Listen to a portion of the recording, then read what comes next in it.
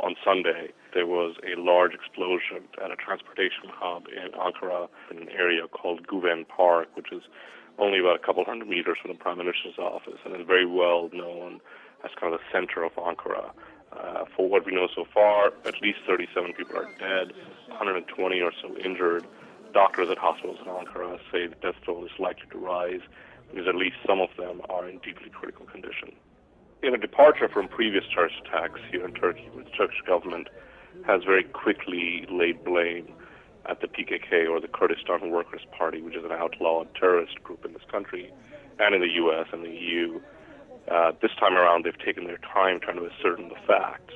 So far, we don't have an official claim of responsibility from any terrorist group in Turkey, which could include ISIS, which includes the PKK.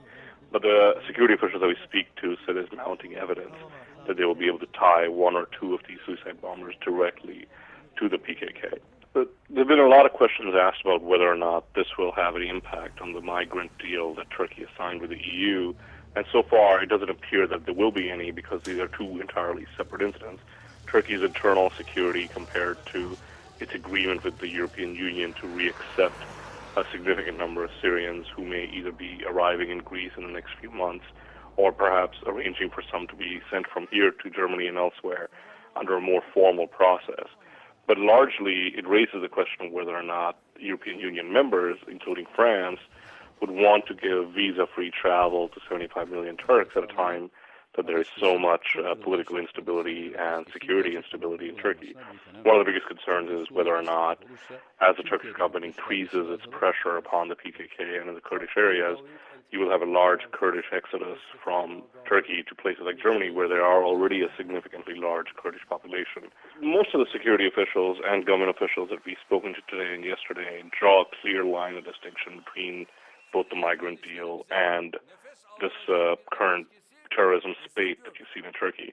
That doesn't mean that people are unconcerned about a continuing spiral of violence in Turkey. How that will play out in terms of EU accession and how that will play out in terms of how well Turkey can implement the migrant deal remains to be seen, because Turkey seems to isolate these problems very clearly within the southeast of the country. We've seen a couple of terrorist attacks, and actually 5 or so in the last since July 2015, that have affected other parts of the country. But internal instability and EU talks are not necessarily tied together. Mehul Srivastava, Financial Times, Istanbul.